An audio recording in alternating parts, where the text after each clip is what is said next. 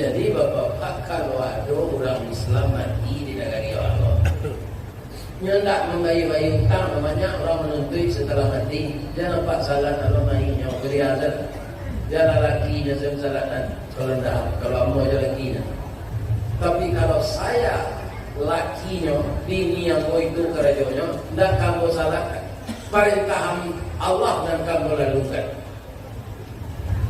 Iya kan? Itu banyak menjamur di masyarakat sekarang tuh, praktek homo tuh. Malah ada jenis utang kan namanya gini, banyak orang terjerat, akhirnya nyoba badannya. Utang mana namanya tuh? Apa namanya? Ada nak katakan ada apa namanya?